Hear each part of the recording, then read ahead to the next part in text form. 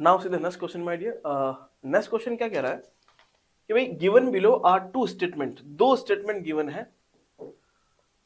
Ketone की reaction करवाई है, H2O से हाइड्रोलिसिस करवाया है, तो यहाँ पे ये प्रोडक्ट बन रहा है।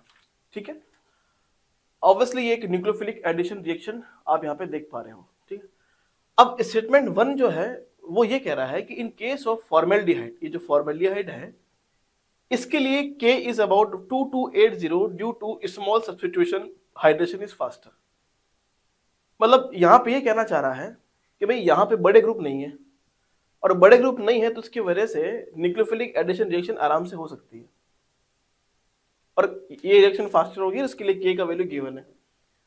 अब स्टेटमेंट नंबर 2 दिया है कि in case of trichloroacetaldehyde K is about 2000, K कम हो गया, मतलब रिएक्शन आसानी से नहीं हो पाएगी। It is due to minus I effect of chlorine. अब देखो यहां पे जो माइनस आई इफेक्ट है ना, ये यहां पे सही नहीं दिया है, स्टेटमेंट रॉन्ग है यहां पे। क्यों?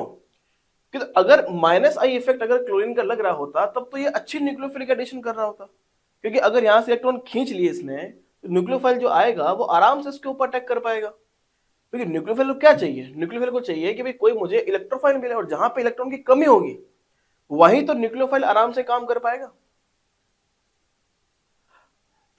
इट इज क्लियर, जहां पे इलेक्ट्रॉन की कमी होगी जो इलेक्ट्रोफाइल की तरह काम करेगा वहीं तो न्यूक्लियोफाइल क्या होगा, आराम से आपको अटैक कर पाएगा।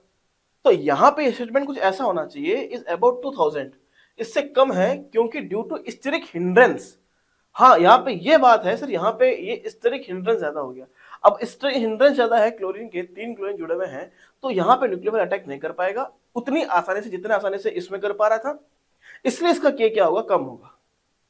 तो स्टेटमेंट तो दोनों सही है यहाँ पे, लेकिन ये जो माइनस आई इफेक्ट जो लिखा है यहाँ पे, वो यहाँ पे चीज जो है रॉन्ग लिखी गई है। अब एंटीन आंसर देखो ए दिया है, मतलब 2 दिया है, दोनों के स्टेटमेंट क्या सही है, स्टेटमेंट तो सही है, यहां तक तो सही है, इसका ज्यादा इसका कम, इसके आगे क्या होना चाहिए था, due to steric hindrance. Clear है यहां तक?